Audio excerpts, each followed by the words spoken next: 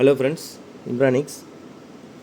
So நம்மளோட எக்ஸ்டென் 5.1 டீகோடரோட நியூ சாஃப்ட்வேர் அப்டேட் ரெடி பண்ணியாச்சு. ஸோ நேற்றுக்கு தான் டெஸ்டிங்கெல்லாம் முடித்து ஃபைனலைஸ் பண்ணிட்டேன். ஸோ எந்த ஃபங்க்ஷன் வேணும் எந்த ஃபங்க்ஷன் வேண்டாங்கிறதெல்லாம் டிசைட் பண்ணியாச்சு. ஸோ இந்த அப்டேட்டில் என்னென்ன இருக்குதுன்னு நான் சொல்லிடுறேன். 2 விஷயம் கொடுத்துருக்கோம். ஒன்று வந்து subwoofer low pass filter selection 80, 100, 120, 140, அப்புறம் எல்எஃப் வந்து அபவ் 150, 160க்கு மேலே போகிறப்போ எல்ஆஃப் அப்படிங்கிற ஒரு ஆப்ஷன் கொடுத்துருக்கோம்.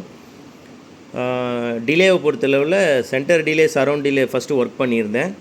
அதில் வந்து சென்டர் டிலேவை ரிமூவ் பண்ணிட்டேன். ஏன்னா அது டோட்டலாகவே நிறைய பேர் செட்டிங் கரெக்டாக வைக்கல அப்படின்னா அது பாட்டே மாற்றிடும். மியூசிக்கோ மூவியோ எல்லாத்தையுமே கொஞ்சம் மாற்றி விட்டுரும்.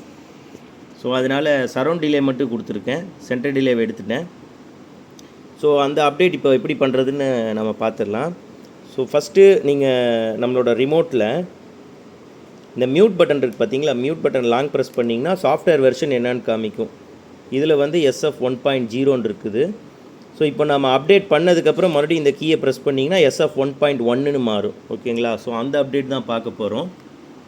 ஓகே, ஸோ இதுக்கு நமக்கு தேவையானது என்னென்னா, ஜஸ்ட் ஒரு பென் ட்ரைவ், அதாவது நான் ஒரு ஃப்ளாஷ் ட்ரைவ். நான் பாருங்கள் ஒரு 8 GB பென் ட்ரைவ் வச்சுருக்கேன். ஓகேவா? ஸோ இதில் எப்படி அப்டேட் பண்ணுறதுன்னு காமிக்கிறேன். ஜஸ்ட்டு நம்மளோட கம்ப்யூட்டர் லேப்டாப்பில் கனெக்ட் பண்ணிக்கோங்க. நம்ம டெஸ்க்டாப் கம்ப்யூட்டரோ லேப்டாப்லேயோ கனெக்ட் பண்ணிக்கோங்க. பட் ஆன்டிவைரஸ் இருக்கணும், க்ளீனாக இருக்கணும் கம்ப்யூட்டர். சரிங்களா? அது ரொம்ப முக்கியம். பாருங்கள், ஸோ பென்ட்ரைவ் கனெக்ட் பண்ணியாச்சு. ஆல்ரெடி பென்ட்ரைவுக்குள்ளே ஏதாவது ஃபைல்ஸ் இருந்ததுன்னா நீங்கள் ஃபார்மேட் பண்ணிடுங்க. இங்கே பாருங்கள், பென்ட்ரைவை வந்து நான் ஃபார்மேட் பண்ணுறேன் பாருங்கள். ஃபார்மேட்டோட ப்ரொசீஜர் வந்து FAT32. ஓகேங்களா? FAT32 இருக்கணும். 8 GB pendrive, 8 GB, 16 GB, 4 GB இல்லை கார்டு ரீடர் எது வேணாலும் நீங்கள் யூஸ் பண்ணலாம். பாருங்கள், ஃபார்மேட் பண்ணுறேன்.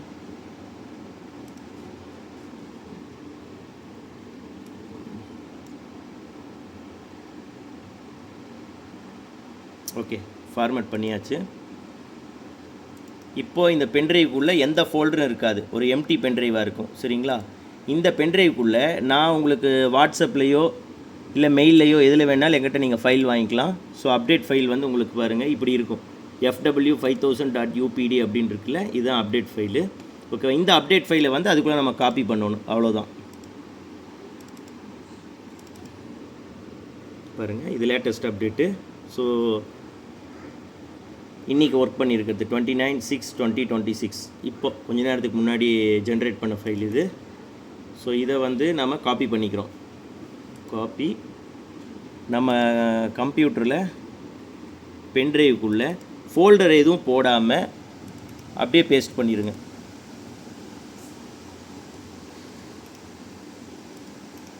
ஒரே நிமிஷம்.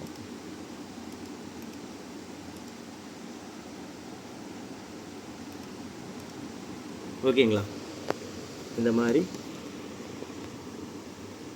உள்ளே காப்பி பண்ணிக்கோங்க. ஸோ பென்ட்ரைவுக்குள்ளே போனீங்கனாலே ஃபோல்டர் எதுவும் இல்லாமல் ஜஸ்ட் இந்த ஒரு ஃபைல் மட்டும்தான் இருக்கும்னு, அவ்வளோதான். இதுக்கப்புறம் நீங்கள் பென்ட்ரைவ் ரிமூவ் பண்ணிடலாம். இந்த பென்ட்ரைவ் ரிமூவ் பண்ணிடுங்க. இப்போது இந்த பென்ட்ரைவில் இந்த ஃபைலை காப்பி பண்ணியாச்சு. ஓகேங்களா? ரிமோட்டில் செக் பண்ணிக்கிறோம். பாருங்கள், SF 1.0 இருக்குது. ஸோ இப்போ இந்த பென்ட்ரைவில் காப்பி பண்ண ஃபைலை நம்ம இதில் அப்டேட் பண்ண போகிறோம். இதுக்கு USB செலக்ட் பண்ணிக்கோங்க. ஓகேவா? USB செலக்ட் பண்ணிவிட்டு இந்த பென்ட்ரைவை ஜஸ்ட் இதில் இன்சர்ட் பண்ணுங்கள்.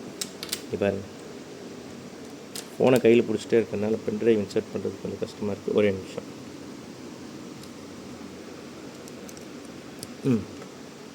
ஓகே, பென்ட்ரைவ் இன்சர்ட் பண்ணியாச்சு. ஒரு 5 செகண்ட் மேக்ஸிமம், 5லேருந்து ஒரு 10 செகண்ட்குள்ளே அப்டேட் ஆயிரும். அப்டேட் ஆன உடனே ஸ்டாண்ட் பைன்னு சொல்லி வந்துடும். ஓகேங்களா? அப்டேட் ஆனதுக்கப்புறம் ஸ்டாண்ட் பைன்னு சொல்லி வந்துடும். இப்போ இந்த பென்ட்ரைவ் நீங்கள் ரிமூவ் பண்ணிடலாம்.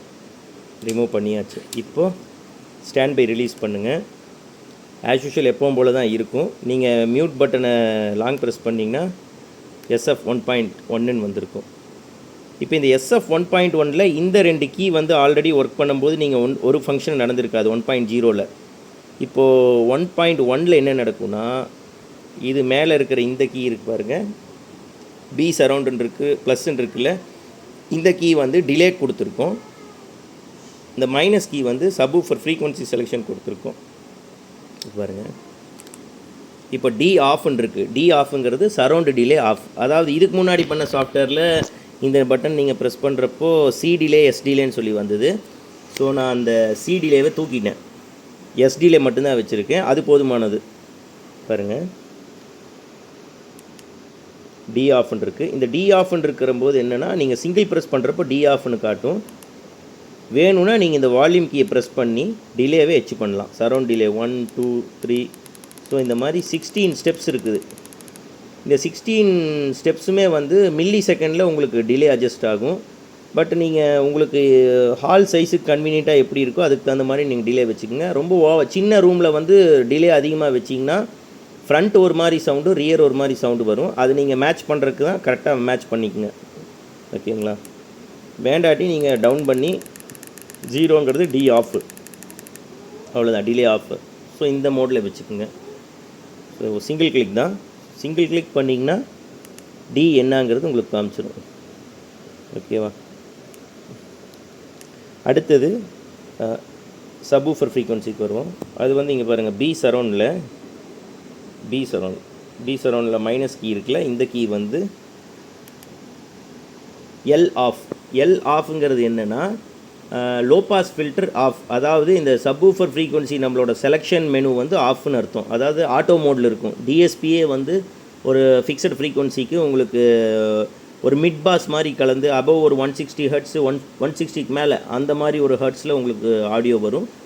ஸோ அதுக்கு மேலே நீங்கள் கட் ஆஃப் பண்ணி கொண்டு போகிறவங்க ஈஸியாக இருக்கும். நீங்கள் சப்பு ப்ரீ நிறையா பேர் யூஸ் பண்ணுறவங்க இருப்பீங்க. சப்பு ப்ரீ யூஸ் பண்ணுறீங்க அப்படின்னா so wide range of audio உள்ளே எடுத்து கொடுத்துட்டோன்னா அதுக்கப்புறம் நீங்கள் லோ பாஸ் ஃபில்டர் போட்டு டவுன் பண்ணி கொண்டுட்டு போய்க்கலாம். உங்களுக்கு தேவையான ஃப்ரீக்வன்சி நீங்கள் கட் ஆஃப் பண்ணி எடுத்துக்கலாம். ஓகேங்களா?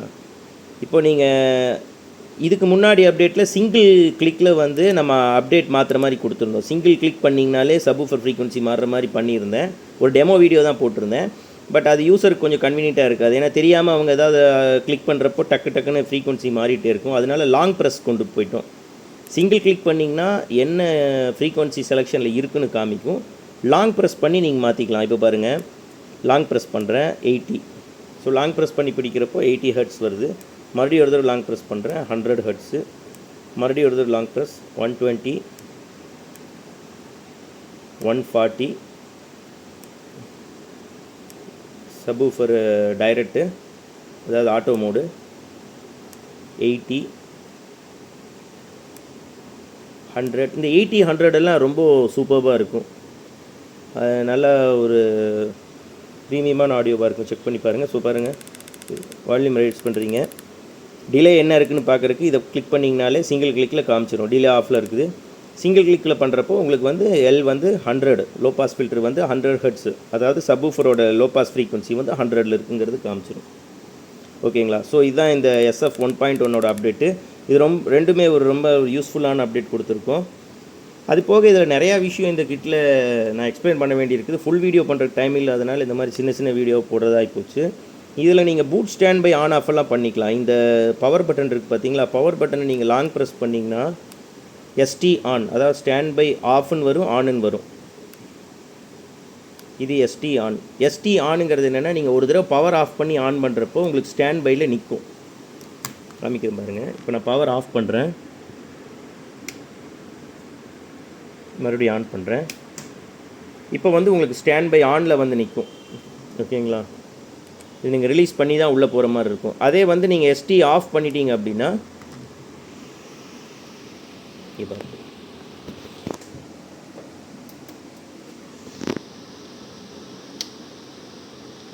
லாஸ்ட்டாக நம்ம USB இன்புட்டில் இருந்தோம்.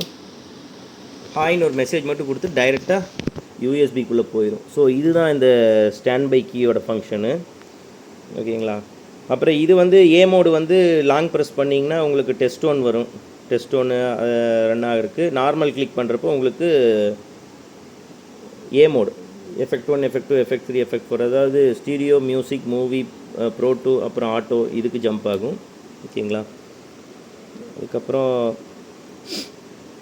ஸோ மோஸ்ட்லி இவ்வளோ தான் கவர் பண்ணியாச்சு. இன்னொரு விஷயம் சொல்கிறேன்.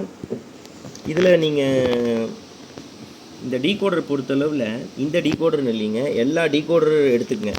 ஒரு எலக்ட்ரானிக் ஹார்ட்வேர் அப்படி கூட பேசிக்கலாம். ஒரு எலக்ட்ரானிக் ஹார்ட்வேர்னு எடுத்துட்டிங்கன்னா சாஃப்ட்வேர் அப்டேட்டுங்கிறது பார்த்திங்கன்னா அந்த பர்டிகுலரான ஹார்ட்வேருக்கு மட்டும்தான் அப்டேட் நாம் பண்ண முடியும். அடுத்த டெக்னாலஜி மாறுறப்போ நீங்கள் வந்து ஹார்ட்வேர் தான் மாற்றணும். ஸோ நிறையா பேர் வந்து ஒரு விஷயம் என்கிட்ட கேட்குறீங்க, இதுக்கு ஆப் ரெடி பண்ணுங்கன்னு. ஆப் ஒர்க் போயிட்டுருக்குது. ஸோ ஆப் வந்து ரெடி ஆகிட்டுருக்குது, அது நான் உங்களுக்கு கொடுக்குறேன். பட் ஆப் கொடுத்தாலும் அதில் ஒரு நிதர்சனமான ஒரு உண்மை ஒன்று இருக்குது, அது உங்களுக்கு நான் சொல்லணும். என்னென்னா பாருங்கள், நான் உங்களுக்கு ஆன் பண்ணி காமிக்கிறேன்.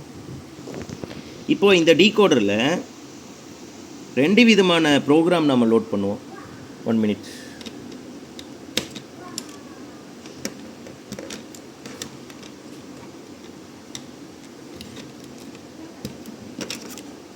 ஓகே, இந்த மதர் போர்டு எடுத்துக்கிட்டிங்கன்னா இந்த மதர் போர்டில் 2 விதமான சாஃப்ட்வேர்ஸ் இதில் ரன் ஆகுது.